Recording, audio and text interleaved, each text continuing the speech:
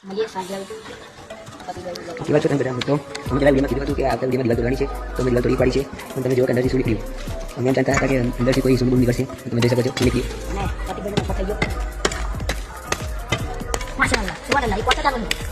બહુ મહેનતથી તોડી રહ્યા છે. આવી ભીડ નથી પણ તૂટી આવું.